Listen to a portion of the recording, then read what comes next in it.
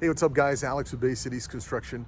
Hey, we just had an earthquake a few days ago. It was a 4.6 in Carson. And I want to share with you some of the earthquake damage that my house suffered. Now my house has been bolted down. I bolted it down last year. And just because of this reason, we felt it pretty strong here on Saturday. And I'm gonna do a walkthrough with you and just kind of show you what's old and what's new. So stay tuned, check it out. And we're also gonna cover some of the costs for bolting down in case you're curious about doing that and figuring out what it's gonna cost for your place. All right, so let's check it out, come on.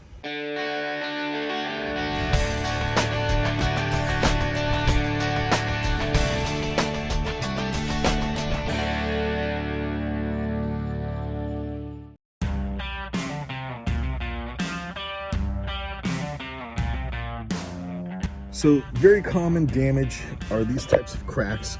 I always look at the corners, okay? I'm always looking at the corner of the house. Now this is the corner of my garage, this section here. So this is actually on a slab, but you can see the vent hole there.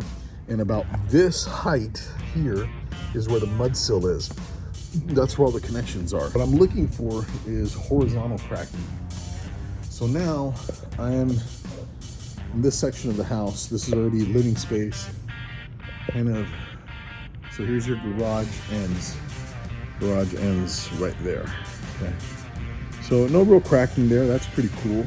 If you have a lot of damage, the damage you don't want is when the mud sill, which is right here, bulges out.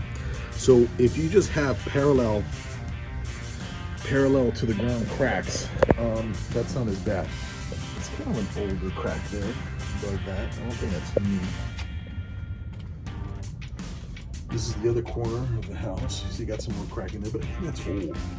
So let's go into the backyard. We're gonna go that way and walk around the back side of the house. So along a very long plane, you'll see more cracking.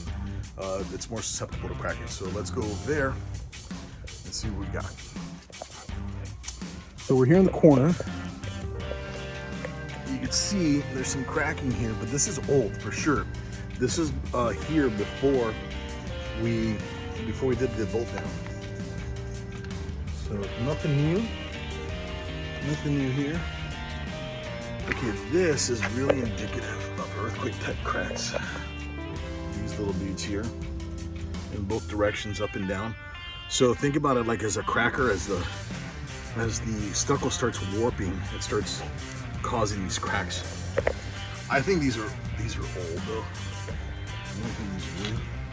We got Reagan over here. House guard dog. Okay, Reagan, let's go continue this inspection. So we're on the back wall here. Nothing new guys. Nothing new. All that stuff's old. Nothing new on this wall. All the same stuff. So you can see this bulging. This is old. This is before some old damage. Somebody many years ago just put more stucco on it. You can see the bulging there. And then here on this corner, really no significant cracks. So looks like it worked out pretty good. We've got some of the hardware here that we use. So these bottom holes, that goes into the stem wall, and this goes into the existing mud sill. But basically you use a series of these every 5 feet all along the entire perimeter of the house. And that's what keeps the walls from sliding off the foundation, which is the expensive part. I do want to say one thing. I did notice the house behaved differently during this earthquake compared to the one that we had July 4th last year. The house wasn't bolted down July 4th. That was a good sized earthquake down here in the South Bay. I live in Redondo Beach, and we felt it really significantly. It was actually it was much longer than this earthquake. This earthquake though, the house felt different, and I'll tell you what I mean. The push, normally you feel the push, which is the primary wave of the earthquake. And then it used to take a few seconds before the walls would start shaking. The floor would start first. You would feel the push, and then it would take a few seconds for the rest of the walls to start moving.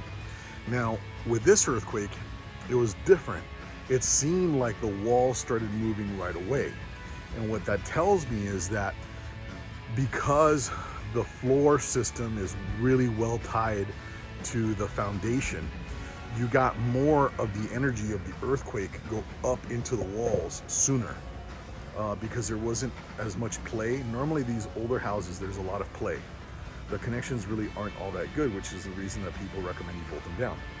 So my house had bolts holding down the mud sill, but they're thin and they're spaced apart very unevenly, but mostly 7 to 8 feet, sometimes 10 feet.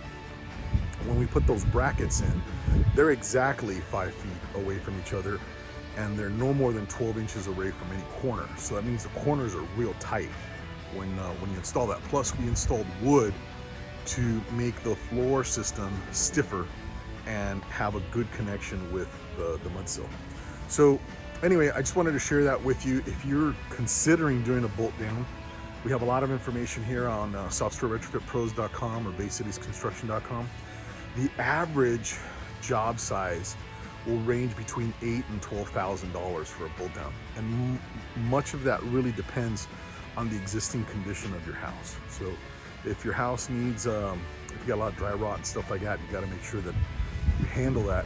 Otherwise, those steel connections won't work well. So you gotta make sure that you're in good shape to be able to transfer the loads correctly onto the foundation. And if you want to bolt your house down, you really should do it. It's a lot cheaper than trying to repair the damage. If you want an inspection, please call our offices. We'll book one for you. We're about 4 or 5 days out. We can book an inspection and go check out your place. We do charge for that, so please talk to Brian here at the office. 888-881-7355. 888-881-7355. Alex, Bay Cities Construction, minding you don't need a contractor. You need a team of pros. Bolt down your house.